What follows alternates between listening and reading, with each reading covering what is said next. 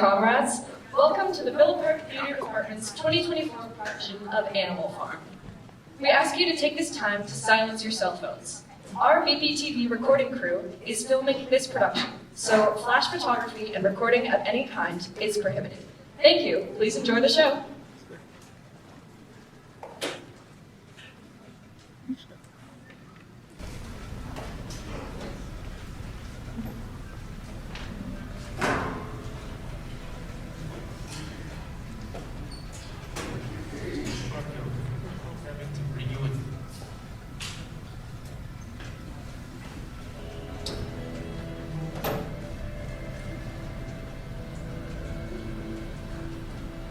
Good evening. We interrupt your regular programming to bring you a chilling story from the heart of our agricultural community. Local farmer Jones of Manor Farm has lost control of his farm due to an alleged animal uprising. And behind this revolt, the Tune of the Beasts of England, a song created by the animals to inspire anarchy amongst Great Britain. We urge all farmers to keep their animals under careful watch, or else they may find themselves in the middle of an insurrection. Although it may seem like animals do not have the tools to maintain a farm or a society, reports from Manor Farm have said otherwise. The animals are shown to be surviving and even thriving through recently developed leadership, all under a newly named and united holding, Animal Farm.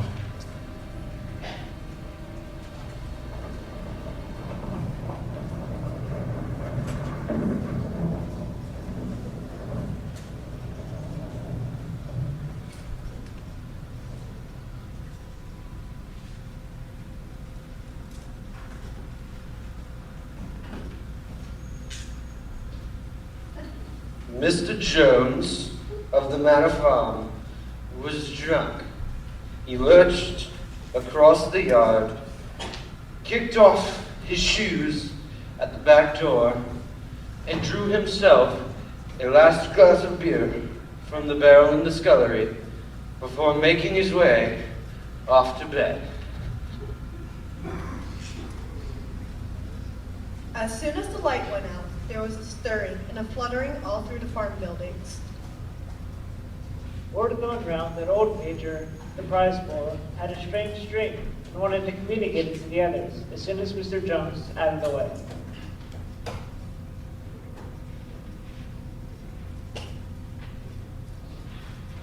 Old Major was so highly regarded that everyone was quite ready to lose an hour's sleep in order to hear what he had to say.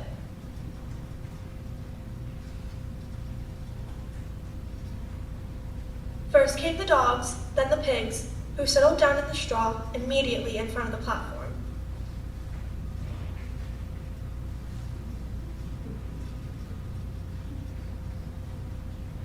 The hens perched themselves on the windowsills, the pigeons fluttered up to the rafters, the sheep and cows lay down behind the pigs and began to chew the cud.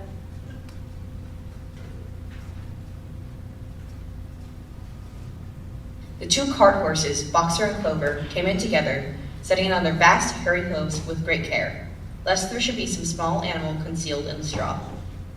Clover was a stout motherly mare, who had never quite got back her figure after her fourth foal. Boxer was a tremendous beast, nearly 18 hands high, as strong as any two ordinary horses put together. He was not of first-rate intelligence, but he was universally respected for his tremendous character. After the horses came Muriel the goat and Benjamin the donkey. Benjamin was the oldest animal on the farm and the worst tempered. He seldom talked, and when he did, it was usually to make some cynical remark, such as, God gave me a tail to keep off the flies. I'd rather have no tail and no flies. At the last moment, Molly, the foolish pretty white mare who drew Mr. Jones' trap, came mincing daintily in, flirting her way to draw attention to the red ribbons in his plaited wig. All the animals now being present, Major cleared his throat and began. And comrades, there's something I must tell you. I've had a strange dream, but there's something I must tell you about first. I do not think, comrades, I'll be here very much longer. And before I die, I feel it my duty to pass on knowledge to you I have acquired. I've had a long life, and I think I understand the nature of this life as well as any animal now living. It is about this I wish to speak to you. My comrades, what is the point of this life of ours? Let's face it, our lives are miserable, laborious, and short. We are given so much food that will keep the breath in our bodies and are forced to work to the last atom of our strength. And once our strength is gone, we are slaughtered with hideous cruelty. Is this simply the order of nature? Isn't it because this land is so poor? No, comrades, 1,000 times no. This farm can support a dozen horses, 20 cows, hundreds of sheep, and the comfort and dignity beyond our imagining. Then why do we continue in this miserable condition? Because the produce of our labor is stolen from us. Comrades, the answer to all of our problems lies in one simple word: man. Man is the only creature that consumes without producing. True, he does not give milk. He does not lay eggs. He is too weak to pull a plow. And yet he is the Lord of all animals. He sets us to work, gives back the bare minimum that keeps us from starving, and keeps the rest for himself. Our labor is till the soil. Our dung fertilizes it. Yet there's not one of us that wants more than his own skin. Even the miserable lives we lead, we are not meant to reach the natural span. No animal escapes the cruel knife in the end. You young porkers sitting in front of me, within a year, all of you will scream your lives out at the block. To that horror we must all come. Cows, pigs, hens, everyone. Even the horses? You boxer, the day those great muscles fail, Jones will sell you to the knacker, who will spill your guts and boil you down to glue. What then must we do? I work day and night, body and soul, to overthrow the human race. This is my message to you, comrades. Rebellion! Rebellion! Rebellion! Rebellion. Seek your eyes on that, comrades. Don't listen to when they tell you that man and the animals have a common interest. Man only serves himself. Whatever goes on 2 legs is an enemy. Whatever goes on 4 legs or has wings is a friend. All animals are friends. Down with humanity! And remember that in fighting we must not come to resemble man. No animal must ever live in a house, sleep in a bed, wear clothes, drink alcohol, smoke tobacco, or even engage in trade. No animal must ever tyrannize over his own kind. Weak or strong, clever or simple, we are all brothers. No animal must ever kill another animal. All animals are equal. All animals are equal. All animals are brothers. And now, comrades, I'll tell you about my dream. It was a dream of this earth as it will be when man is vanished. Long ago, when I was a little pig, my mom used to sing an old song. In my dream, the words of the song came back. Words sung by animals of long ago, lost to memory for generations. I will sing that song now, comrades. I am old, but my voice is hoarse. And once I tell you the tune, you can sing it better yourselves. It is called The Beasts of England. Beasts of England, beasts of Ireland, beasts of every land and clime, hearken to my joyful tidings of the bold and future time.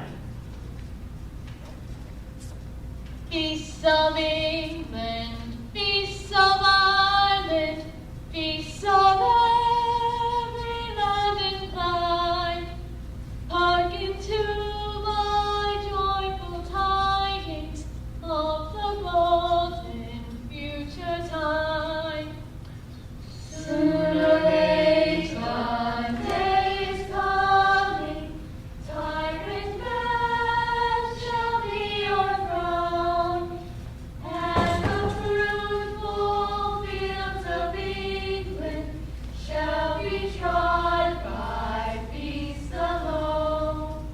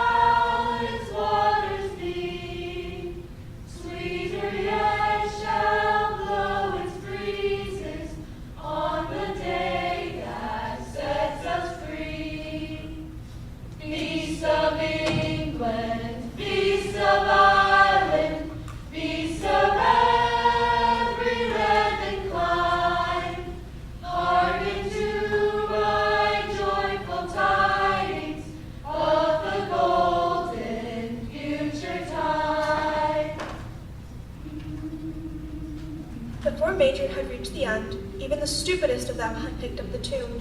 The cows lowed it, the dogs whined it, the ducks quacked it. They were so delighted with the song that they might have continued singing all night.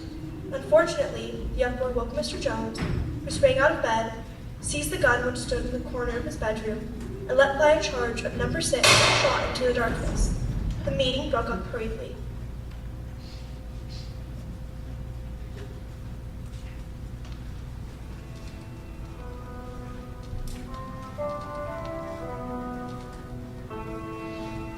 Old Major sent early in March. During the next 3 months, there was much secret activity. Major's speech had given the animals a completely new outlook on life. They did not know when the predicted rebellion would take place, but they saw it was their duty to prepare for it. The work of organizing fell naturally on the pigs, who were generally recognized as being the cleverest of the animals. Preeminent among them were two named Snowball and Napoleon. Napoleon was a large, fierce-looking Berkshire boar with a reputation for getting his own way. Snowball was a more vivacious, quicker in speech and more inventive. But not considered to have the same depth of character. All the other male pigs on the farm were porkers. Best known among them was a small, fat pig named Squealer, a brilliant talker and very persuasive. These three elaborated Old Major's teachings into a complete system of thought, to which they gave the name animalism.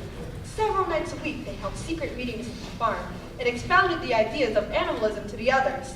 At the beginning, they were met with much stupidity and apathy. We should be loyal to Mr. Jones.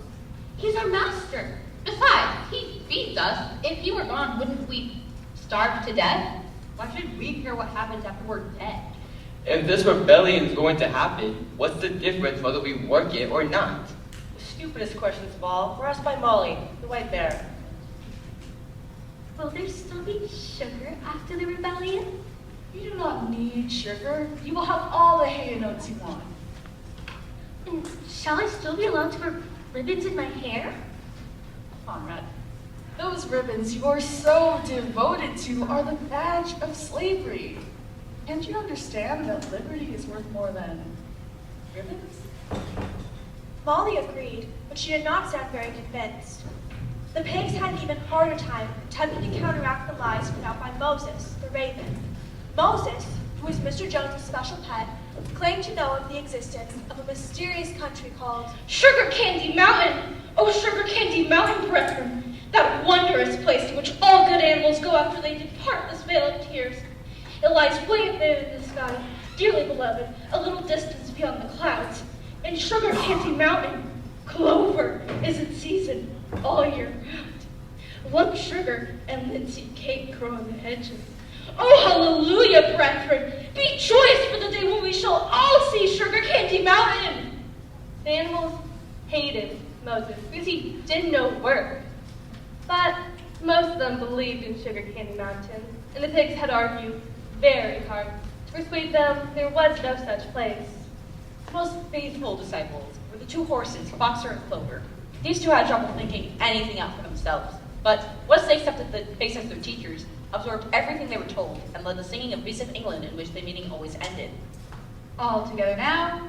2, 3. Beasts of England, beasts of Ireland, beasts of every land and clime, hearken to my joyful tidings of the golden future time. Now, as it turned out, the rebellion came about much earlier than anyone had expected. On Midsummer's Eve, Mr. Jones got so drunk that he went to sleep on the drawing room sofa with a newspaper over his face. When evening came, the animals were still unfed.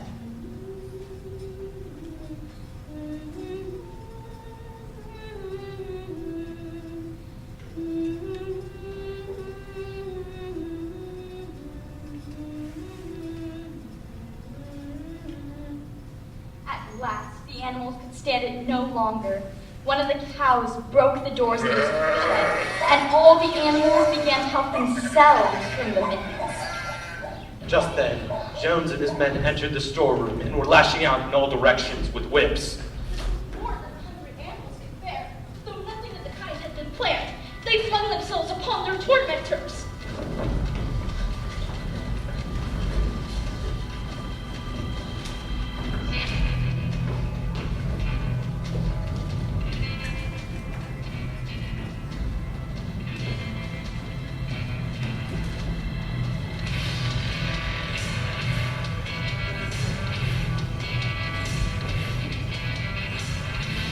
Jones and his men suddenly found themselves being butted and killed from all sides. This sudden uprising of creatures they were used to thrashing and maltreating frightened them, almost out of their wits. They took to their heels, and a minute later, all 5 of them were in full flight down the road, with the animals crying after them. And so, almost before the animals knew what was happening, the rebellion had been successfully carried through. Jones was expelled, and the manor farm was theirs. Their first act was to wipe out the last traces of Jones's hated reign. The harness room was broken open. The bits, the nose rings, and the cruel knives Mr. Jones had used to castrate the lambs and pigs were all flung down the well. The reins, the halters, the blinkers, and the gritty nose bags thrown on the rubbish pile. So were the whips. Snowball also threw to the fire ribbons in which the horses' manes and tails were decorated on marked days, explaining. Ribbons should be considered as clothes, which are the mark of a human being. All animals should go naked. When Boxer heard this, he grabbed the small straw hat he wore during the summer to keep the flies out of his ears and threw it into the fire with the rest. In a very little while, the animals had destroyed everything that reminded them of Mr. Jones. Then they filed back to the farmhouse and bolted outside the door. After a moment, Snowball and Napoleon butted open the door, and the animals entered. They tiptoed from room to room, gazing with a sort of awe at the unbelievable luxury. The beds with their feather mattresses, the looking glasses, the sofa made of horsehair, the Brussels carpet, the lithograph of Queen Victoria over the drawing room mantelpiece. As they were coming down the stairs, Molly was discovered to be missing. Going back, the others found her in the best bedroom. She had taken a piece of blue ribbon from Miss Jones' dressing table and was holding it against her shoulder, admiring herself in the glass. A unanimous resolution was passed on the spot that the farmhouse be preserved as a museum. All agreed that no animal must ever live there. The next morning, Snowball and Napoleon gathered them all together again and revealed that during the past 3 months, the pigs had taught themselves to read and write. Napoleon sent for pots of paint and led the way to the gate that gave onto the main road. Snowball painted out the name Manor Farm on the top bar of the gate, and in its place wrote Animal Farm. After this, they went back to the farm buildings where Snowball and Napoleon set a ladder against the end wall of the big barn. They explained that the pigs had succeeded in reducing the principles of animalism to 7 commandments. These would now be inscribed on the wall and would form an unalterable law by which all the animals on the animal farm must live forever after. Snowball set to work. The commandments were written on the wall in great white letters. Whatever goes upon 2 legs is an anemone.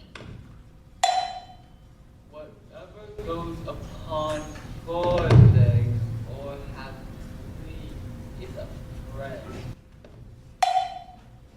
No animal shall wear clothes.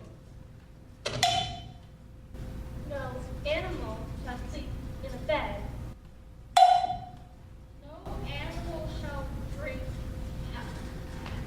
alcohol.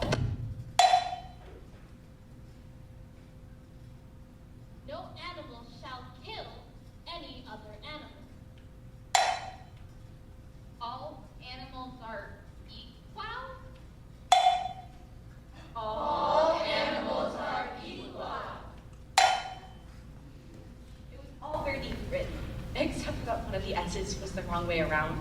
Snowball read it aloud, and all the animals nodded in complete agreement, and the clever ones at once began to learn the commandments by heart. But the cows set up a loud lowing. They had not been milked for hours, and their udders were bursting. The pigs sent for buckets and milked the cows fairly successfully. Soon, They emerged with 3 buckets of frothing, creamy milk. The animals looked with considerable interest. What's going to happen with all that milk? Jones used to mix it in some of our mash. Never mind the milk, comrades. The harvest is more important. Comrades Snowball will lead the way. I will follow in a few minutes. Forward, comrades. The hay is waiting. So the animals trooped down to the hayfield to begin the harvest. But in the evening when they came back, it was noticed that the milk had disappeared.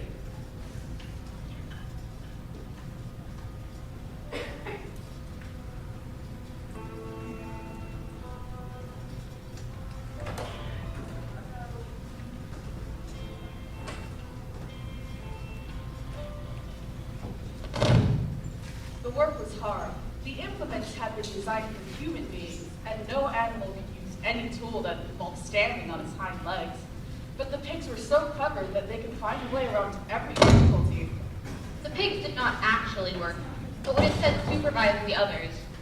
Boxer and Clover would harness themselves to the cutter horse ring. No bits were needed, of course, and walk steadily around and around in the field, with a pig walking beside them, calling out, "Gee there, comrade!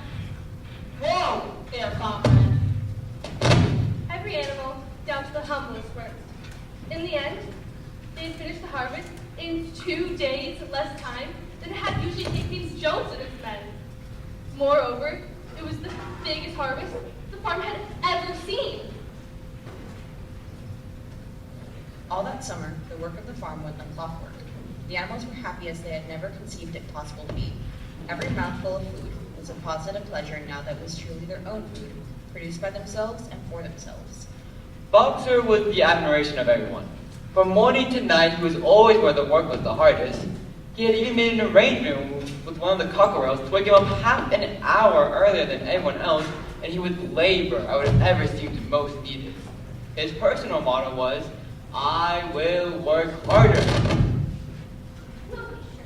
Or Molly would vanish for hours and reappear at mealtimes. But she always had such excellent excuses. It was impossible not to leave her good intentions. Only old Benjamin, the donkey, seemed quite unchanged. He did his work in the same slow, obstinate way as in Jones's time, never shirking and never volunteering for extra work either. About the rebellion, he would express no opinion. When asked whether he was not happier now that Jones was gone, he would only say cryptically, "Nobody's ever seen a dead donkey." On Sundays, all the animals trooped into the big barn for a general assembly. Here, the work of the coming week was planned, and resolutions were debated. It was always the pigs who put forward the resolutions. The other animals could not think of any. Snowball and Napoleon were by far the most active in the debates, but it was noticed that whatever suggestion either of them made, the other could be counted on to oppose it.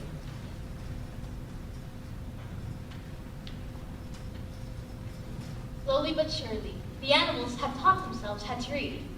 Benjamin and Muriel were the best among them, though Benjamin did not exercise his talent regularly. When asked, he said, As far as I can see, there's nothing worth reading. Clover learned the whole alphabet, but she could never quite put the letters in the right order. Boxer could not get past the letter D. He would trace A, B, C, and D in the dirt and then stand there, staring with all of his mind at what comes next. On few occasions, he did get to E, F, G, and H, but by the time he remembered those ones, he had forgot A, B, C, and D. Molly refused to learn any but the letters that spelled her earnings. She would form these very neatly out of pieces of twig and decorate them with a flower or two and walk around them, admiring them. Comrades, for your benefit, I have reduced the 7 commandments into a single maxim. Listen carefully. 4 legs, good. 2 legs, bad. 4 legs, good. 2 legs, bad. Now, repeat after me. 4 legs, good. 4 legs, good. 2 legs, bad. 2 legs, bad. Excellent. Now, all together, once more. 4 legs, good. Good.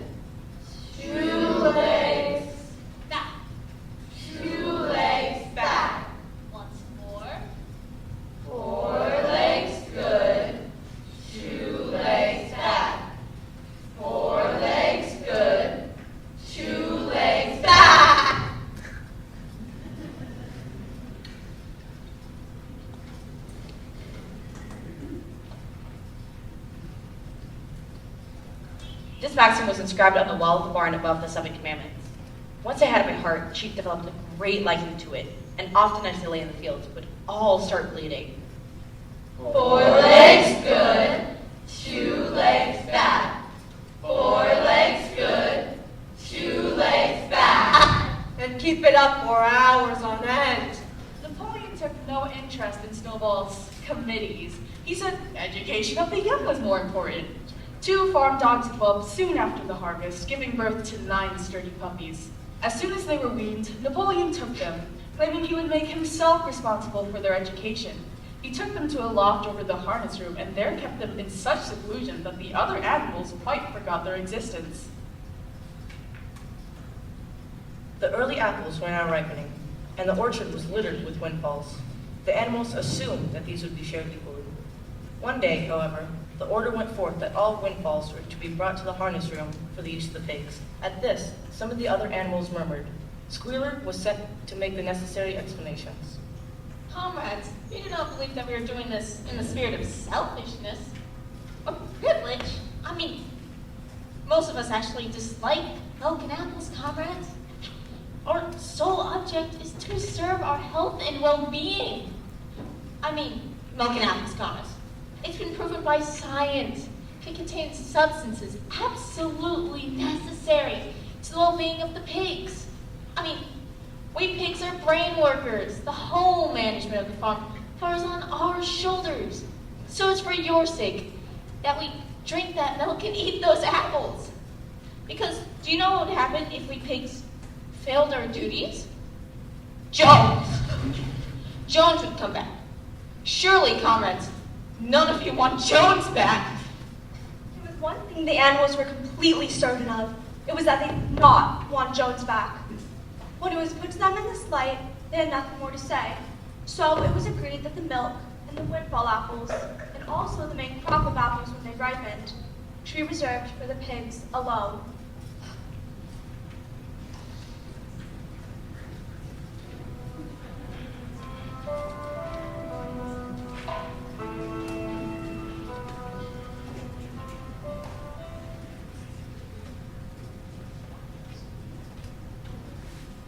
Every day, Snowball and Napoleon would send flights of pigeons out to neighboring farms to tell them the story of the rebellion and teach them beasts of English.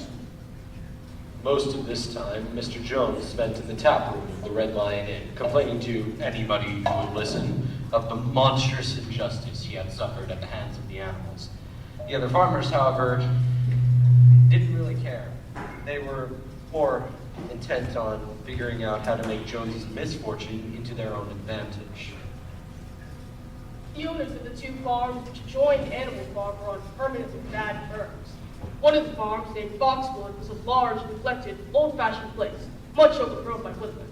Its owner, Mr. Pilkington, was the easygoing gentleman farmer who spent most of his time fishing or hunting. The other farm, Pinchfield, was smaller and better kept. Its owner was a Mr. Frederick, a tough, shrewd man, with a name for driving hard bargains. These 2 disliked each other so much that it was difficult for them to come to any agreement.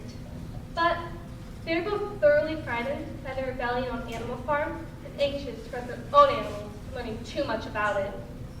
At first, they pretended to scorn the idea of animals managing a farm for themselves. It would all be over in a fortnight, they said. They put it about themselves that the animals were perpetually fighting and starving to death. But as time went on, and the animals evidently did not starve to death, they changed their tune and started talking about the terrible wickedness that flourished on Animal Farm. However, these stories were never fully believed. Rumors of a wonderful farm where animals managed their own affairs continued to circulate, and a wave of rebelliousness ran through the countryside. Bulls, which had always been tractable, suddenly turned savage.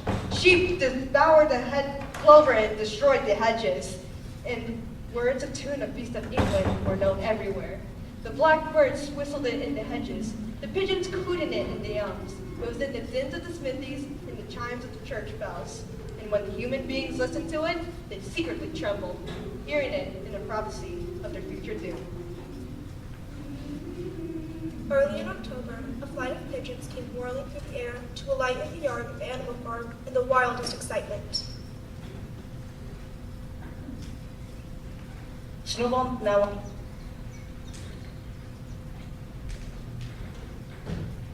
Jones and his men were storming the farm with weapons and guns.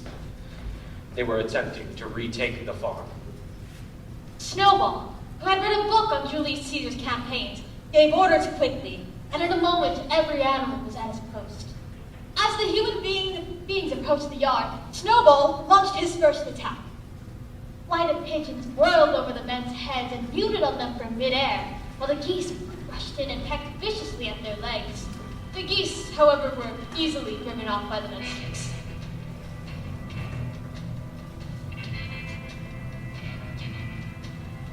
Now launched his second line of attack. Muriel, Benjamin, and all of the sheep, with Snowball at their head, rushed forward and prodded and butted with the men, while Benjamin turned around and lashed at them with his hooks. But once again, the men were too strong for them. Suddenly, at a squeal from Snowball, all the animals turned and fled to the gateway into the yard. The men saw, as they had expected, their enemies in flight, and let out a shout of triumph. Yeah! And they let out, and they chased after in disorder. This is exactly what Snowball had intended. As soon as the men were inside the yard, the horses, the cows, and the rest of the pigs, who had been lying in ambush in the cowshed, suddenly emerged in their rear. Snowball gave a signal for attack. He himself rushed straight for Jones. Jones lifted his gun and fired.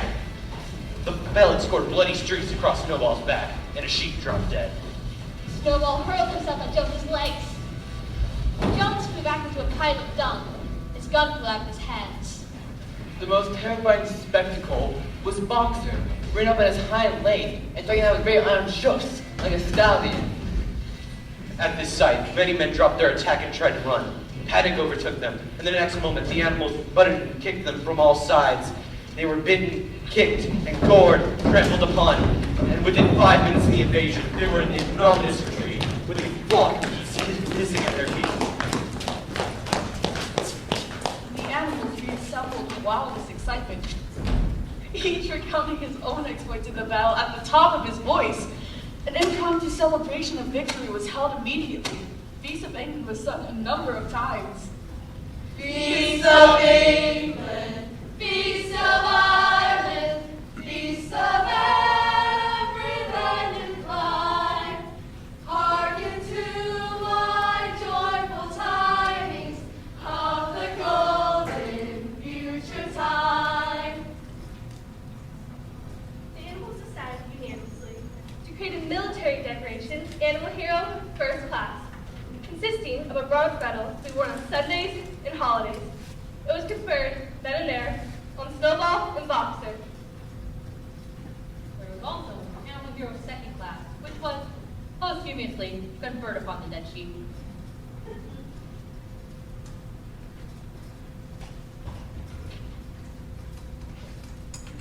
There was much discussion as to what the battle should be called. In the end, it was named the Battle of the Cowshed, since that was where the ambush had taken place.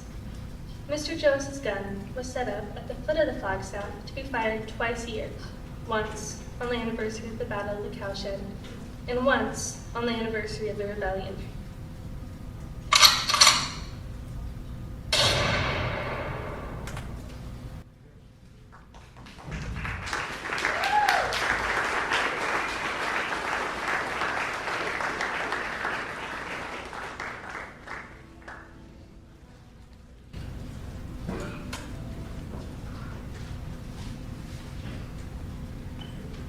As winter drew on, Molly became more and more troublesome. She was late for work every morning and complained of mysterious pain, although her appetite was excellent. One day, Clover took her aside. Molly, I have something very serious to say to you. This morning, I saw you at the hedge that overlooks Foxwood. One of Mr. Pilkington's men was leaning over the hedge and stroking your nose. What does this mean, Molly? He didn't. I wasn't. It isn't true. Do you give me your solemn oath that that man was not stroking your nose? Look me in my face. It isn't true. But she could not look Clover in the face, and the next moment she took to her heels and galloped away. For some weeks, nothing was known of her whereabouts. Then, some pigeons reported they had seen her between the shafts of a smart dog cart standing outside a public house. A fat, red-faced man was stroking her nose and feeding her sugar. Her coat was newly clipped, and she wore a scarlet ribbon around her forelock. None of the animals ever mentioned Molly again. In January, the earth was like iron, and nothing could be done in the fields. The pigs occupied themselves with planning the work of the coming season. It had come to be accepted that the pigs should decide all manner of farm policy, though every decision had to be ratified by a majority vote. This arrangement would have worked out well had it not been for Snowball and Napoleon. These two disagreed at every point where disagreement was possible. Each had his own following, and there were some violent debates. Snowball often won over the majority with his speeches. But Napoleon was better at canvassing support for himself in between times. He was especially successful with the sheep. Snowball often had the greatest difficulty finishing a speech. Comrades, I have something to tell you. 4 legs good, 2 legs bad. 4 legs good, 2 legs bad. Though Snowball was always full of ideas for innovations and improvements. Napoleon produced no schemes of his own, but said that snowballs would come to nothing and seemed to be biding his time. Of all their controversies, none was so bitter as the one that took place over the windmill. In a long pasture was a small knoll, the highest point of the farm. Snowball declared this was just the place for a windmill, which could be used to operate a dynamo. Snowball used his study in the shed, which had a smooth wooden floor suitable for drawing on. Gradually, his plans evolved into a mass of cranks and cogwheels, which the other animals found completely unintelligible, but impressive nonetheless. They all stopped by to look at them at least once a day. Napoleon declared himself against the windmill from the start. One day, he arrived unexpectedly to examine the plans. He walked heavily around the shed, looked closely at every detail, stood for a while, contemplating them out of the corner of his eye. At last, the question of whether or not to begin work on the windmill was to be put up to a vote. When the animals were assembled, Snowball stood up and set forth his reasons in glowing terms. A whole new life opens up to us, comrades, a life of ease and luxury. Electricity could be made to operate thrashing machines, binders, reapers, as well as supplying every stall with its own electric light, hot and cold running water, and an electric heater. By the time he had finished speaking, there was no doubt as to which way the vote would go. But at this moment, Napoleon uttered a high-pitched whimper of a kind no one had ever heard before. At this, there was a terrible bay, and the dogs came bounding into the barn. They dashed straight for Snowball, who sprang from his place, barely in time to escape their snapping jaws. In a flash, he was out of there, and they after him. To amazed to see, the animals crowded through the door to watch the chase. Silent and terrified, the animals crept back to the barn. In a moment, the dogs came bounding back. At first, no one could imagine where these creatures had come from, but the problem was soon solved. They were the puppies Napoleon had taken away and reared privately. Though not yet full grown, they were as fierce as wolves. They stuck by Napoleon's side and wagged their tails at him in the same way that other dogs had been used to do to Mr. Jones. Napoleon now spoke. Comrades, hear me. From now on, all questions of farm management will be settled by a special committee of pigs over which I, Napoleon, will preside. You will still assemble on Sundays to salute the flag, sing Peace of England, and receive your orders for the week. But there will be no more debates. The animals in the front row jumped up, uttered shrill squeals of disapproval, and began speaking all at once. But the dogs let out deep growls, in which the animals fell silent. Afterwards, Squealer was sent around the barn to explain the new arrangement to the others. Comrades, I hope you understand the great sacrifice that Comrade Napoleon is making by taking on this extra labor for himself. I mean, no one believes more than Comrade Napoleon that all animals are equal. It'd be all too happy to let you guys make your own decisions. But perhaps you made the wrong ones? What do we do then? Perhaps you chose to follow Snowball, who, as we know, is no better than a criminal. He fought bravely at the Battle of the Cowshed, bravery is not enough. Loyalty and obedience is more important. As the Battle of Cowshed, Snowball's part was very much exaggerated. Discipline, comrades. Iron discipline. That is the watchword. I mean, one false step and our enemies will be upon us. Surely, comrades, none of you want Jones back. Once again, this argument was unanswerable. Certainly the animals did not want Jones back. If the holding of debates on Sunday mornings was liable to bring him back, then the debates must stop. Boxer voiced the general feeling. If Comrade Napoleon says it, it must be right.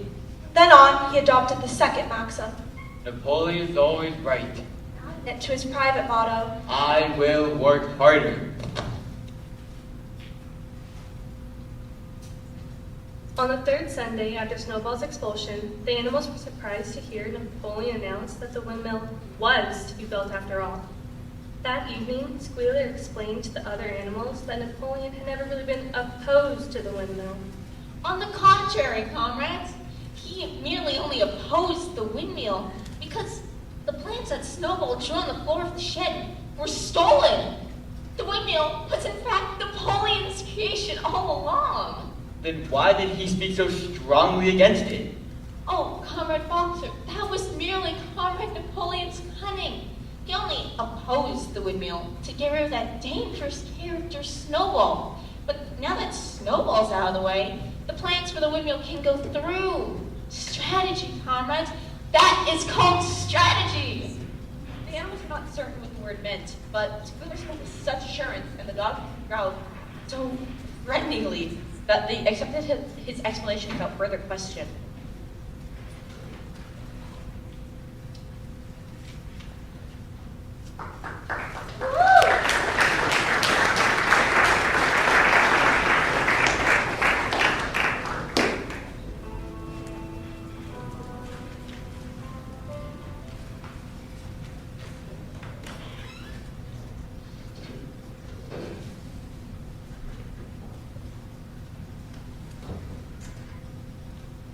All this while, no more had been seen of Snowball. He was rumored to be... All that year, the animals worked like slaves. Throughout the spring and summer, they worked a 60-hour week. And in August, Napoleon announced there would be work on Sunday afternoons as well. This work will be strictly voluntary, comrades, strictly voluntary. But any comrade who fails to volunteer will have his rations reduced by half. The windmill presented unexpected difficulties. Frequently, it took a whole day of exhausting labor to drag a single boulder to the top of the quarry. Nothing could be achieved without Boxer. To see him twirling up the hill, his hoofs clawing at the ground, and his great mass filled with sweat, had filled everyone with admiration. Clover begged him not to work so hard, but he would not listen. He changed his deal with the cockerel to wake him up 3/4 of an hour earlier. In his free time, he would go to the quarry unassisted and drag a whole load of unbroken stones by himself. On Sunday morning, Napoleon announced a new policy. From now on, comrades, Animal Farm will be engaging in trade with the neighboring farms. The needs of the windmill must override everything else. Therefore, I am making arrangements to sell part of this year's wheat crop and a stack of hay. But, Comrade Napoleon, that means dealing with humans. True, comrade, and I have taken care of that. There will be no need for any of you to come in contact with human beings. A Mr. Whymper has agreed to act as intermediary between Animal Farm and the outside world. Thus, every Monday, a Mr. Whymper visited the farm. The animals avoided him as much as possible, but nevertheless, the sight of Napoleon on all fours, giving orders to a man who stood on 2 legs, partly reconciled them to the new arrangement. The pigs suddenly moved into the farmhouse. The animals seemed to remember that a resolution against this had been passed in the early days, but Squealer was able to convince them this was not the case.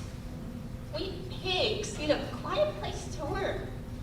And, comrades, it's more suited to the dignity of Comrade Napoleon. I mean, you wouldn't want to see him living on your sty now, would you? Nevertheless, some of the animals were concerned when they heard that the pigs took the meals in the kitchen used the drawing room as a recreation. It also slept in beds. Boxer passed it off with, Napoleon's always right? So, Clover went to the barn and tried to puzzle out the 7 commandments inscribed there. Muriel, come read me the 4th commandment. Does it not say that no animal shall sleep in a bed? With some difficulty, Muriel spelled it out. No, Clover, it says no animal shall sleep in a bed with sheets. Clover had not remembered that the amendment mentioned sheets, but seeing it, Squealer was able to put it to perspective. So, comrades, you've heard that we pigs now sleep in beds at the farmhouse? And why not? A bed is merely a place to sleep, and the rule is against sheets, which are humans' invention. We've removed the sheets and sleep between blankets on beds. I mean, you wouldn't want to Robinson propose now, would you, comrades? You wouldn't want to see Jones back. No more was said about the pigs sleeping in the farmhouse beds, and when it was announced that the pigs would wake up an hour later than the other animals, no complaint was made about that either.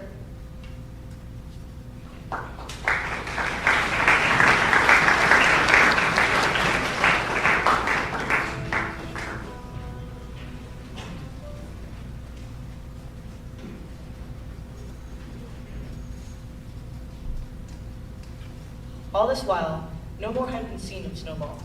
He was rumored to be hiding on one of the neighboring farms, Boxwood or Pitchfield. Now it happened that there was, in the yard, a pile of timber, which both Mr. Pilkington and Mr. Frederick were anxious to buy. Napoleon was hesitating between the two. Whenever he seemed to favor making an agreement with Frederick, Snowball had declared to be hiding at Boxwood. While it was inclined towards Pilkington, Snowball was said to be at Pitchfield. In the early spring, an alarming thing was reported. Snowball was secretly invading the farm by night. Every night, it was said, he would creep in under the cover of darkness to perform all kinds of mischief. He would steal the corn, set the milk pails, and break the eggs. He would trample the flower beds, and all the bark off of fruit trees.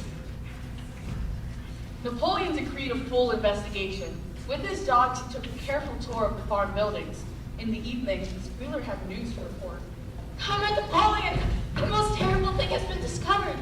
Snow had sold himself to Frederick of Pitchfield's farm, who is plotting to attack us. What? Yes, but it's worse than that. The documents I've discovered explain a great deal. We believe that Snowball was in league with Jones since the very beginning.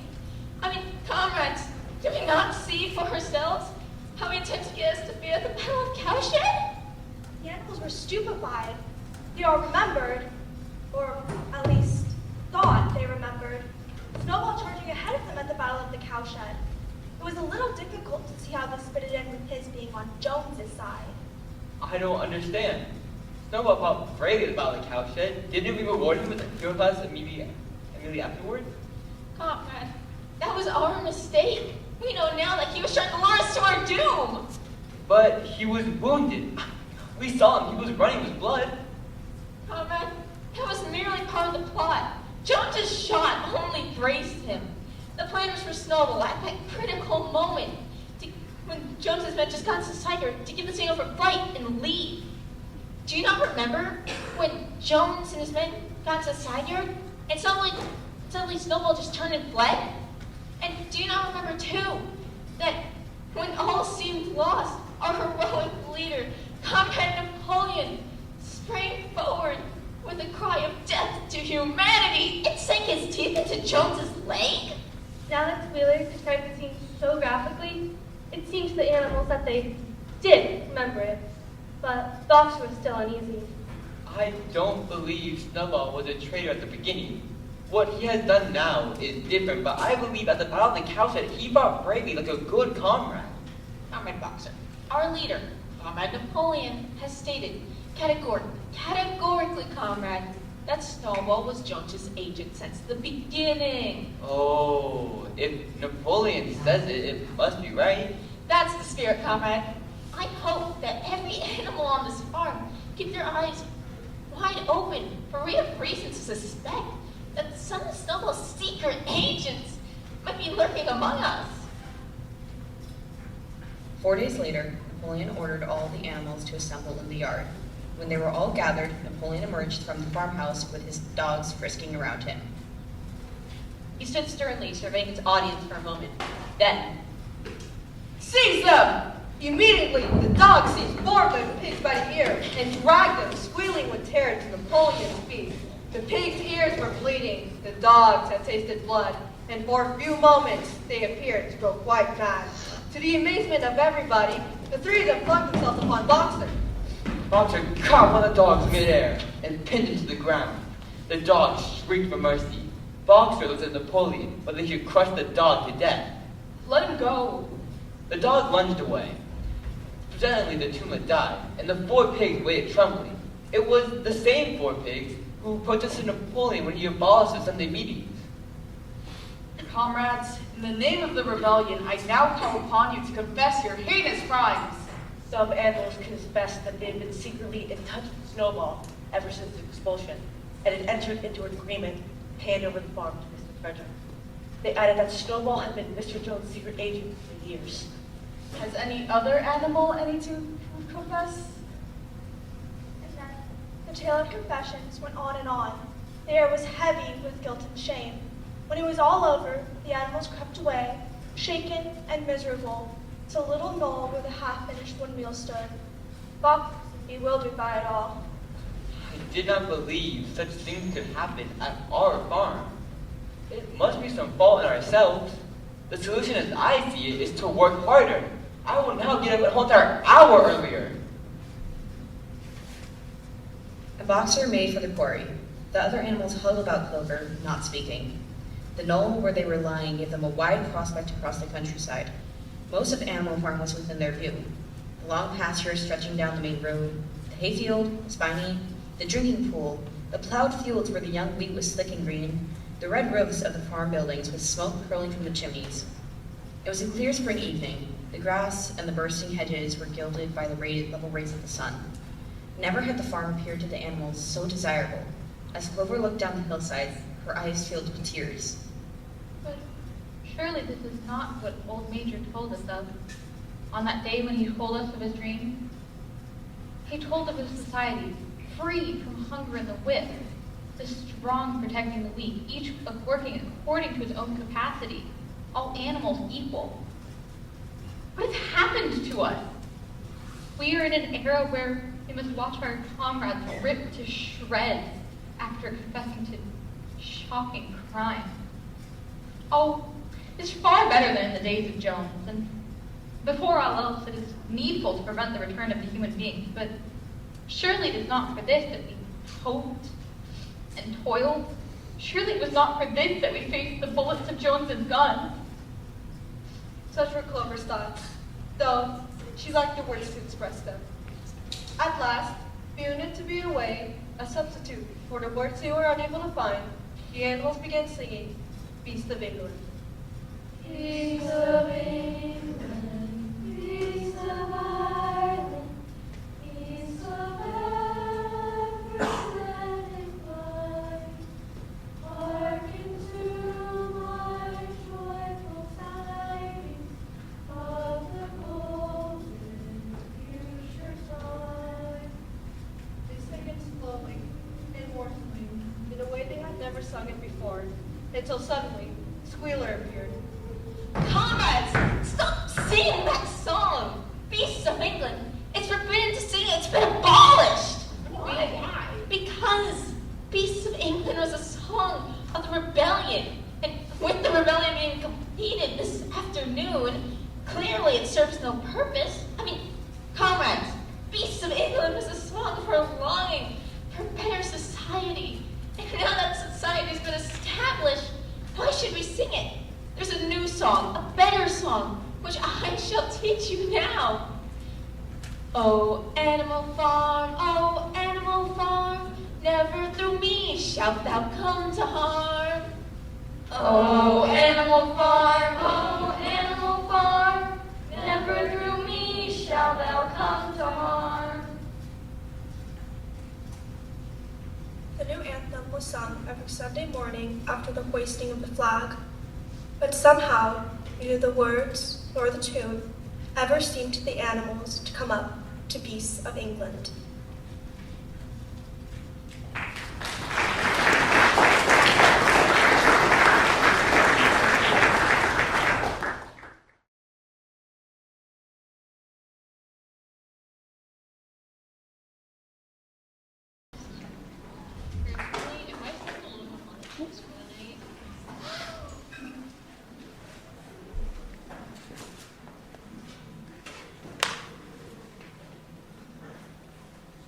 What happened to me because ghosts did me. A few days later, when the terror caused by the My whole died down, some of the animals thought they remembered the sixth commandment decreed, no animal shall kill any other animal.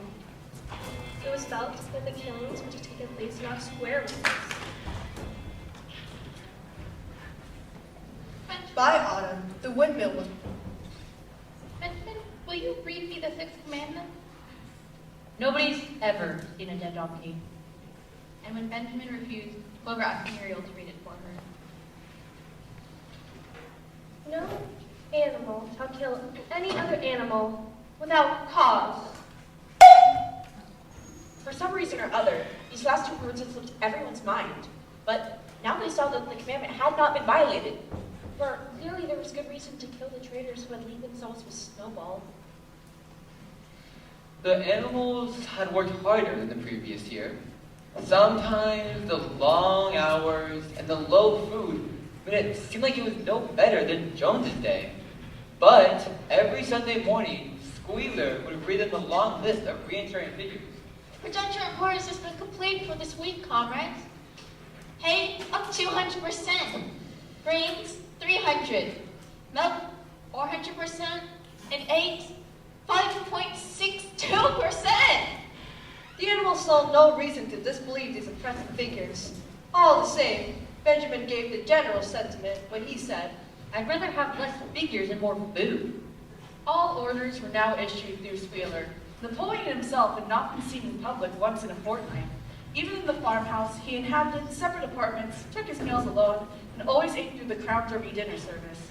It was also announced that the gun would be fired every year on Napoleon's birthday, as well as on the other two anniversaries. Napoleon was always referred to in a formal style as our leader, or Comrade Napoleon. In his speeches, Squealer would talk of Napoleon's wisdom, the goodness of his heart, and the deep love he bore to all animals everywhere. It had become customary to give him the credit for every successful achievement.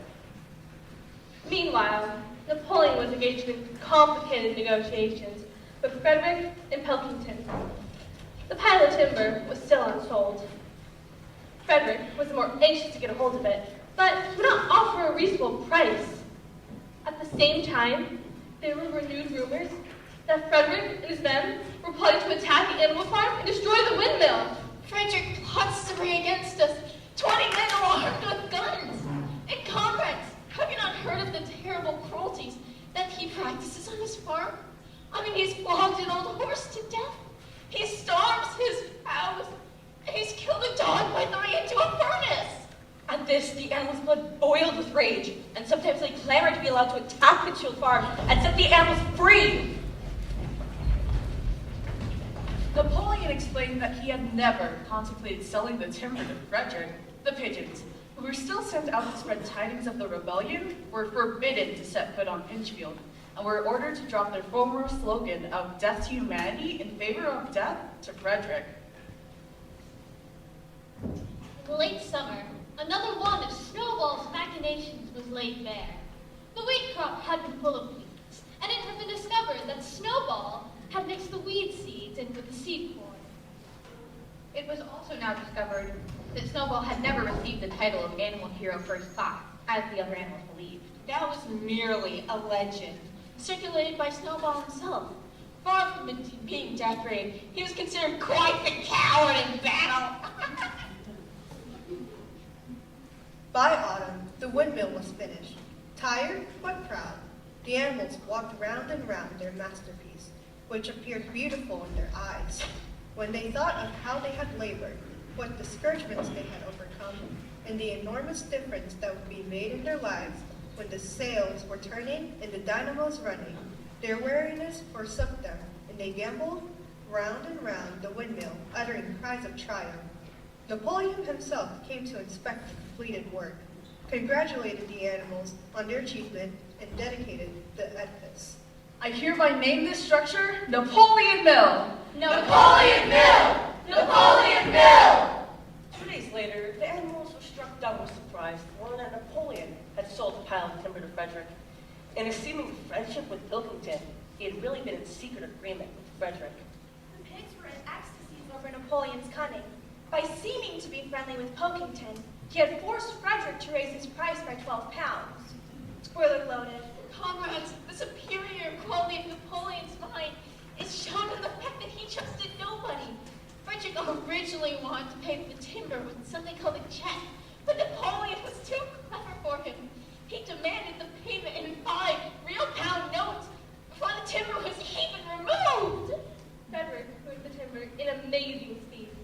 But 3 days later, there was a terrible solitude. Ripper, his face deadly pale, came racing up the path and rushed straight to the farmhouse. The next moment, the animals heard a choking roar of rage from Napoleon's apartment. Death! Death to Frederick! Napoleon called all the animals to the yard, and in a terrible voice pronounced judgment on Frederick. When captured, he shall be boiled alive! The next morning, the attack came. The lookouts came racing in with the news that Frederick and his men had come through the gate. Boldly, the animals sallied forth to meet them. But this time, they did not have the easy victory they had had in the Battle of the Cowshed. There were 15 men with half a dozen guns, and they opened fire as soon as they got within 50 yards. The animals took refuge in the farm buildings. They peeped cautiously from kinks and knotholes. The whole of the big pasture, including the windmill, was in the hands of the enemy. Napoleon seemed at a loss. He paced up and down, casting wistful glances in the direction of Foxwood. If Pilkington and his men were to help, the day might yet be won. But at this moment, the pigeons returned, bearing a scrap of paper.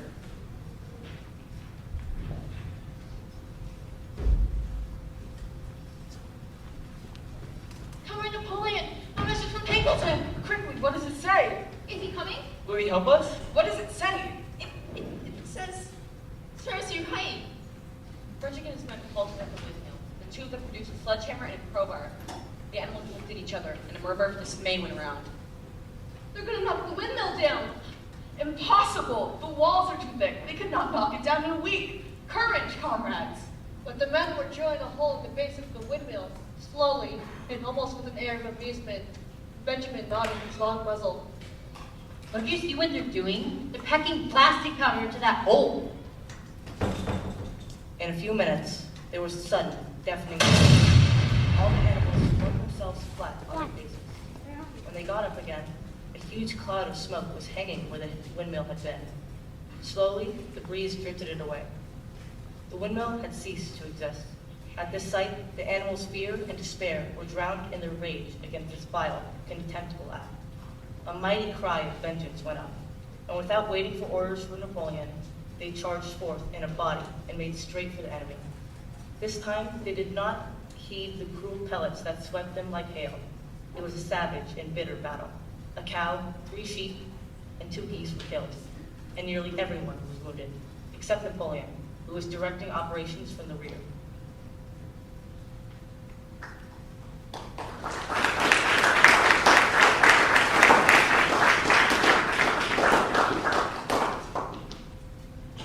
The animals limped back to the yard. They halted in sorrowful silence where the windmill had once stood.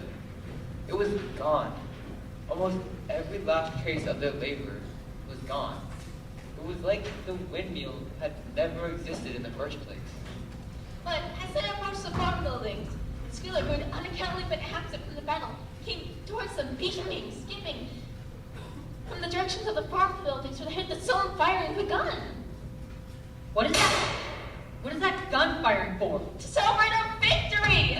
Victory? What victory? What victory, comrade? Have we not won back the sacred land of Animal Farm? But they have destroyed the windmill. What matter? We will build another windmill. Hell, we'll build 6 more windmills if we feel like it. Comrade, do you not appreciate the mighty thing we've done today? If it had not been for our heroic leader and Comrade Napoleon, we would not have the very land we stand on. Well, then we won back what we had in the first place. That's our victory! Boxer, who suffered a split hoof, limps painfully back to where the windmill had once stood, and already, in imagination, braced himself for the task. But for the first time, it occurred to him that he was 11 years old, and his great muscles are not what they had once been. But when the animals heard Napoleon's speech congratulating them on their conduct, it did seem to them that, after all, they had won a great victory. It was announced that the battle would be called the Battle of the Windmill. There is also a new decoration, the Order of the Green Banner, which Napoleon conferred upon himself. A few days later, pigs came across a case of whiskey in the cellar of the farmhouse, overlooked when the farmhouse was first occupied. That night, at about 9:30, Napoleon was distinctly seen to emerge from the farmhouse, gallop around rapidly, and then disappear indoors again. In the morning, a deep silence hung over the farmhouse. Not a pig appeared to be stirred. It was nearly 9 o'clock before Squealer made his appearance, walking slowly and dejectedly, his eyes dull, with every appearance of being seriously ill. He called the animals together and told them he had terrible news to impart. Comrades, Comrade Napoleon is dying. What? A cry of lamentation went up, with tears in their eyes. The animals asked one another what they would do if their leader was taken from them. A rumor had went around that Snowball had contracted poison Napoleon. At 11 o'clock, Squealer came to make another announcement. As Napoleon's last act on this earth, he proclaims a solemn decree. The drinking of alcohol is to be punishable by death. By evening, however, Napoleon seemed somewhat better. The following morning, Squealer was able to announce that he was well on his way to recovery. And the next day, it was learned that he instructed Wimber to purchase books on brewing and distilling. The small paddock beyond the orchard was to be plowed up. Napoleon intended to sow it with barley. About this time occurred a strange incident. One night there was a loud crash in the yard, and the animals rushed out of their stalls. At the foot of the edge wall of the big barn, where the 7 commandments were written, lay a ladder broken in 2. Squealer was falling beside it, and near at hand lay a lantern, a paintbrush, and an overturned pot of white paint. None of the animals could form any idea what this meant, except old Benjamin, who nodded his muzzle with a knowing air and would say nothing. But a few days later, Muriel, reading over the 7 commandments to herself, noticed there was yet another of them which the animals had remembered wrong. They had thought the 5th commandment was, no animal shall drink alcohol, but there were 2 words they had forgotten. Actually, the commandment read, no animal shall drink alcohol to excess.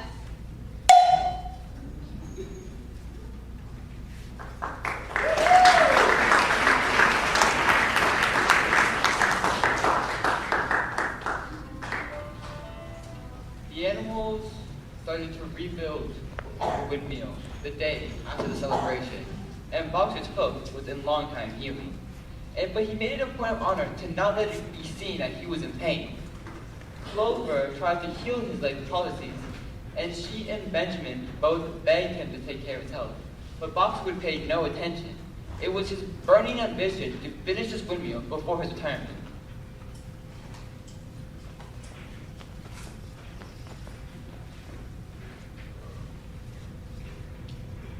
Winter was as cold as the last one, and food was even shorter. Rations were reduced by half, except for those of the pigs and dogs. Squealer explained. Comrades, we're not really short on food. I mean, in comparison to the days of Jones, the improvement is quite tremendous. I mean, we have more hay, more oats, more beets, more turnips even.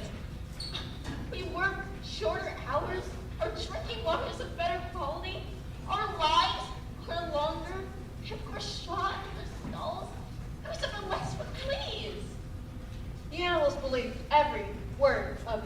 Truth to tell, Jones, and all that he stood for, had almost faded out of her memory.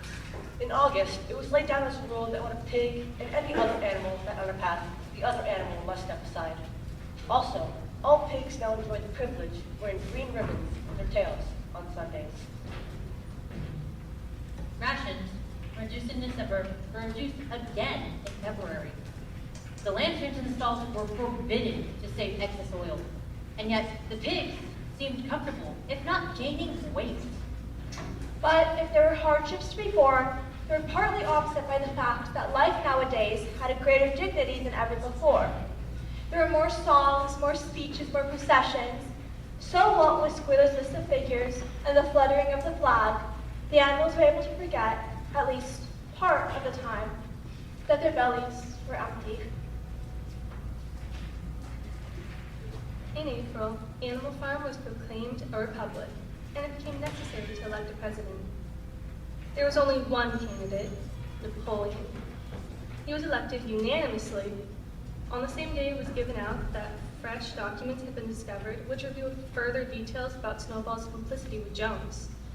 It now appears that Snowball had not merely attempted to lose the Battle of the Cowshed, but had openly been fighting on Jones's side. In fact, he had actually been the leader of the human forces, charging into battle with the cry, "Long live humanity," on his lips. The wounds on Snowball's back, which a few of the animals still remembered seeing, had been inflicted by Napoleon's teeth. In summer, Moses the Raven returned, still quite unchanged, and did no work, but would talk by the hour to anyone who would listen about Sugar Candy Mountain, comrades! Oh, beautiful, glorious Sugar Candy Mountain! Up there, comrades, on the other side of that dark and dismal cloud. That happy place where us poor animals shall us forever from our labors. Oh, I've been there, brethren. I've seen it. The everlasting fields of clover and the plum sugar and linseed cake growing on the hedges. Oh, it's beautiful, comrades, beautiful! Many of the animals believed him. Was it not right and just to believe that a better place should exist? A thing difficult to comprehend was the pigs' attitude towards Moses. They declared contemptuously that the stories of Sugar Candy Mountain were lies. And yet, they allowed him to remain on the farm, not working. Boxer's hoof had finally healed, and he started to work harder than ever. Sometimes the low food and its long hours made it was hard to bear, but Boxer never faltered. And nothing he said or did made it seem like his great strength is not what it once been. Only his appearance. His hide was less shiny, and his great haunches have shrunken. Sometimes, when he braced his way against some vast boulder at the top of the quarry, it seemed like nothing kept him on his feet against the will to continue. Clover and Benjamin urged him to take care of his health, but Boxer did not listen. Late one evening, two animals came with racy news. Boxer has fallen! He's laid on his side, he can't get up! The animals rushed to the knoll where the window stood. There lay Boxer, his neck stretched out, unable to raise his head, his eyes glazed, his sides matted with sweat, and a thin stream of blood coming from his mouth. Clover dropped to her knees beside him. What is it, Boxer? It's my lung. No matter. We'll be able to finish the windmill without me. I only had a month to go anyways. To be honest, I've been looking forward to my retirement.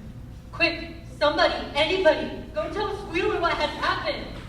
About a quarter of an hour later, Squealer appeared, full of sympathy and concern.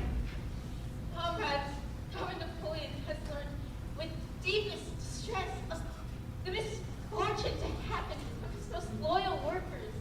He's prepared for Boxer to go to the town hospital for treatment. The animals felt a little uneasy at this. They did not like to think of their sick comrade in the hands of human beings. However, Wheeler convinced them that the veterinary surgeon could treat Boxer more satisfactory than be done on the farm. And about a half hour later, when Boxer had somewhat recovered, he managed to live back to his stall. I'm not too sorry at what has happened. To be honest, if I make a good recovery, I might start to live another 3 years. I've been looking forward to resting in that big pasture. Boxer, what will you do with all your free time? Something I've long wanted to do. What is it, Boxer? I'm going to learn the remaining 22 letters of the alphabet. The following day, a band came to take him away. The animals were at work and they came galloping in. This was the first time they'd ever seen Benjamin excited. Quick, they're taking Boxer away. The animals raced back to the farm buildings. Sure enough, there in the yard stood a large closed van with a sly-looking man sitting in the driver's seat. The animals crowded around the van. There he is, inside. He's going away. Goodbye, Boxer! Bye! Fools! Don't you see what's written on the side of that van? Alfred Simmons, horse lover and glue boiler. Don't you understand what that means? They're taking Boxer to the necker. Stop him! Someone stop him! Come back here! Boxer, get out quickly. They're sending you to your doom. They heard the sound of tremendous drumming of hoofs from inside the van, but the van was already gathering speed. In another moment, it disappeared down the road. Boxer was never seen again. They heard the sound of... 2 days later, it was announced that he had died at the hospital, despite receiving every attention a horse could have. Squealer came to announce the news to the others. I was with him till the very end. Almost too weak to speak, he whispered in my ear his solemn sorrow was that he would not be able to see the windmill completed.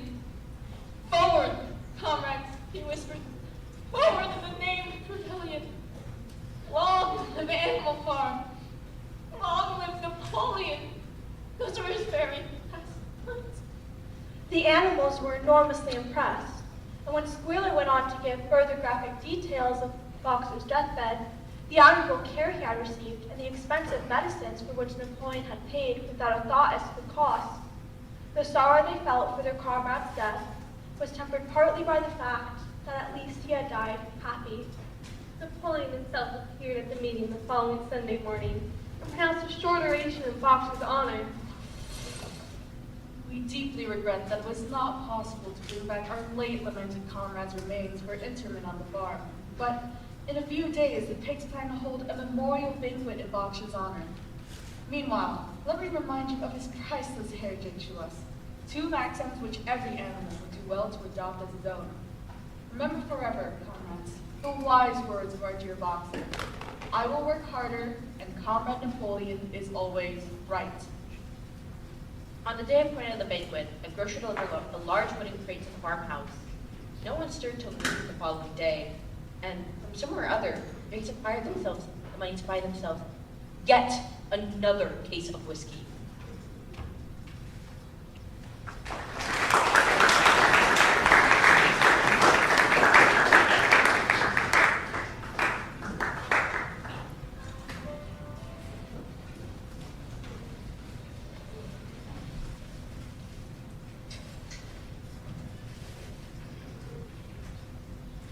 Years passed. A time came when there was no one who remembered the old days before the rebellion, except Clover, Benjamin, Moses, and a few of the pigs. Muriel had died.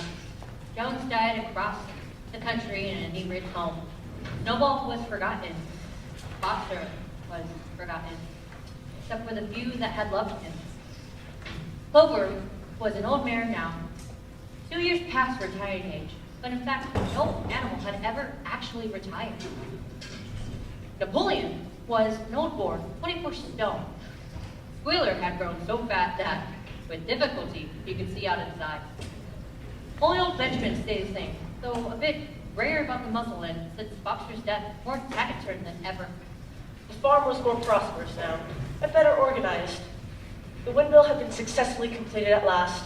There was a new threshing machine, a hay elevator, and various new buildings. But the windmill had not, after all, been used for generating electrical power. It was used for milling corn and brought in a handsome profit. But the luxuries of which Snowball had taught the animals to dream, the stalls with electric lights and hot and cold running water, these were no longer talked about. Napoleon denounced such ideas as being contrary to the spirit of animalism. True happiness, he said, lay in working hard and living frugally. Animals still worked long hours. They were hungry, they slept on straw. In the winter, they suffered from the cold. And in summer, the flies. The older animals of the farm tried to rack their dim memories to see if anything were better or worse after Jones's departure. But nothing could be found. Nothing could be remembered. Wheeler's list of figures invariably proved that things were far better. But Benjamin disagreed. He stated that hardship, hunger, and disappointment were the unalterable laws of life. Yet the animals never gave up hope. They were still the only farm in all England governed entirely by animals. When they saw the flag fluttering and heard the gun booming at the masthead, the talk turned to the days of old. The expulsion of Jones, the rebellion, Old Major's dream. None of his ideals had ever truly changed. If they worked hard for themselves. If they went hungry, it was not from feeding tyrannical human beings. No animal went on two legs. No animal went on called any other animal master. All animals were equal. It was on a pleasant evening, soon after the animals returned from work, that they heard a terrified neighing in the barnyard. It was Clover. She neighed again, and they all rushed to see what she had seen. It's Squealer! He's walking. On his hind legs! Yes, it was Squealer, walking on his hind legs. Although a little awkwardly, as though not quite used to supporting a considerable bulk in that position. But perfect balance, nonetheless.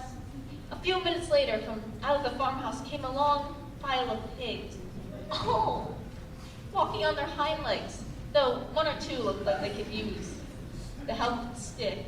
They all made their way successfully around the yard. Finally, there was a tremendous bang of dogs, and out came Napoleon himself, majestically upright, casting haughty glances side to side with his dogs gambolling around him. And in his trotter, he carried a whip. There was a deadly silence. Amazed, terrified, the animal slowly marched around the yard. It was as though the world turned upside down. But then, just at that moment, despite everything, despite the terror of the dogs, and having developed their long years of never complaining, never criticizing, they might have uttered a word of protest. Just at that moment, as though at a sign, all the animals burst into a tremendous bleating. 4 legs good, 2 legs better. 4 legs good, 2 legs better. It went on for 5 minutes without stopping. By the time the ship had finally quieted down, the pigs had marched back into the farmhouse. Benjamin felt a nuzzling at his shoulder. It was Clover. She slowly dragged him by his mane over to the big barn where the commandments were written. I am old. My eyesight is not what it used to be, but it seems to me that the writing on the wall has changed. Tell me, Benjamin, are the commandments still the same as they used to be? Benjamin consented to break his only rule, and he read out to her what was written to her on the wall. There was nothing there except a single commandment. It read, All animals are equal, but some are more equal than others. After that, it did not seem strange to learn that the pigs, all carried whips. It did not seem strange to learn that the pigs had bought themselves a wireless set and were arranging to install a telephone. It did not seem strange to learn that the pigs and Napoleon were seen in the garden, pipes in their mouths. No, not even when the pigs took Mr. Jones' clothes out of his wardrobe and put them on.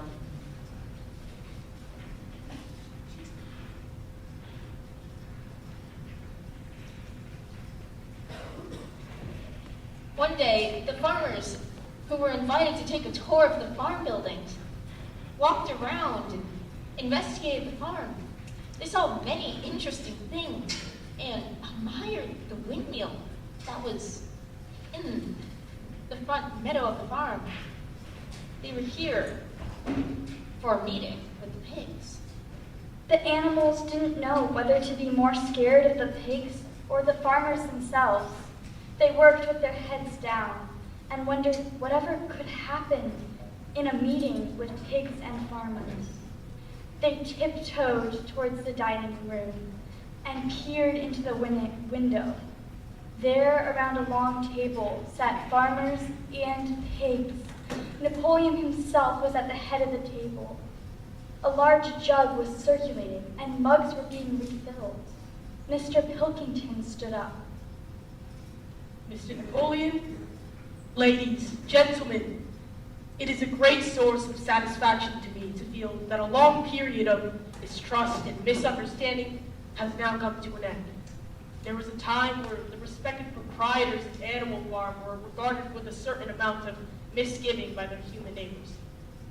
It used to be felt that the existence of a farm owned and operated by pigs might have an unsettling effect on the neighborhood. Too many of us assumed, I feared, that on such a farm, a spirit of license would prevail. We were nervous about the effects of our animals, but today, we've inspected Animal Farm, and what have we found? Not only the most up-to-date methods, but a discipline which should be an example to all farmers everywhere. I believe I am right in saying that the lower animals do more work and receive less food than any animal in this country. Hear, hear! Between pigs and human beings, there is not, nor need ever be, any clash of interests whatever. Our problems are exactly the same. You have your lower animals to contend with, we have our lower classes. So, gentlemen, I give you a toast to the prosperity of Animal Farm. Woo! Thank you, Mr. Pickleton, for those kindest remarks. Now, our great leader, Napoleon, would like to say a few words. Squealer, honored guests, fellow pigs, I too am happy that the period of misunderstanding has come to an end. For a long time there were rumors circulated by a foul and malignant enemy that there was something subversive, even revolutionary in the outlook of myself and my colleagues. We were even accused of attempting to stir up rebellion among the animals on the neighboring farms. Gentlemen, this could not be farther from the truth. Our sole wish now, as it has been in the past, is to live at peace with everyone. Here, here, I do not believe any of these old suspicions still linger, but certain changes recently effected should have the effect of promoting confidence still farther. For example, heretofore the animals on this farm have had the rather foolish custom of addressing each other as comrade. This is to be discontinued immediately. Moreover, tonight, it gives me great pleasure to announce another important change. The name Animal Farm has been abolished. Henceforth, this farm is to be known by its correct and original name, the Manor Farm. Yay! Woo! Manor Farm! So, friends, I give you the same toast as before, but in a different form. Fill your glasses to the brim. Gentlemen, here is my toast. To the prosperity of the Manor Farm. Woo!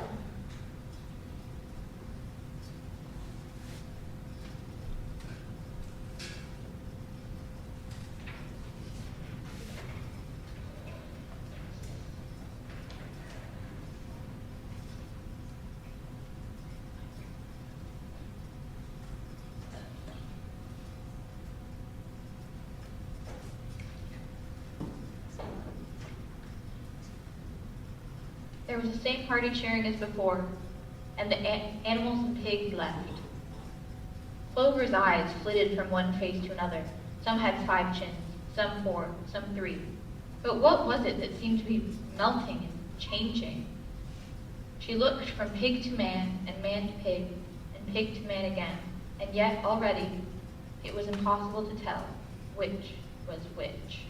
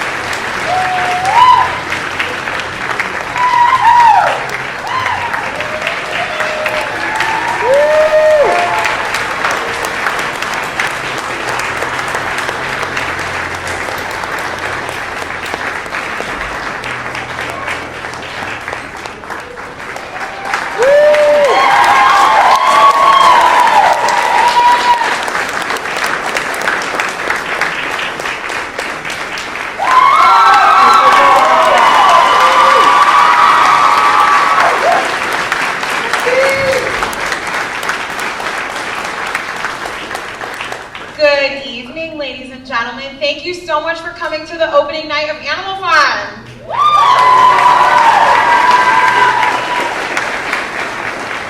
I just have a few quick people to thank.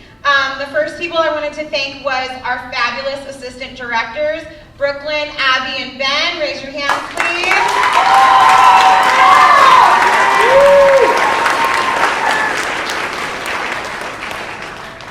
And then I had a couple other people to thank. I wanted to thank Stephen Moore for helping out with our lights, Brandon Sanders for helping out with Tess Jolly for jumping in to makeup crew for us.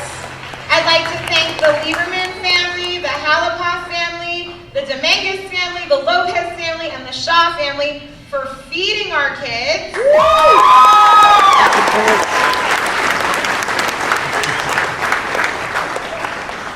I would like to thank my husband and my son for putting up with me for the last few months.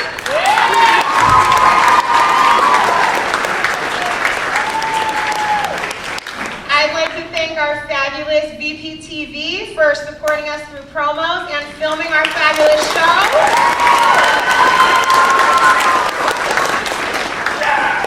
I'd like to thank admin for their continuous support of our growing program. And I'd like to thank all the parents involved for being patient with taking your kids to and from rehearsal, waiting for rehearsals to end, grabbing costumes, grabbing makeup, all the things.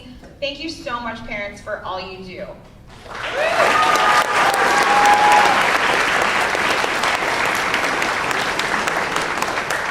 last but not least, I'd like to thank this fabulous group of kids. They have worked so many hours with a really difficult show, and they did an absolutely fabulous job, and I am so proud of them. So thank you, kids.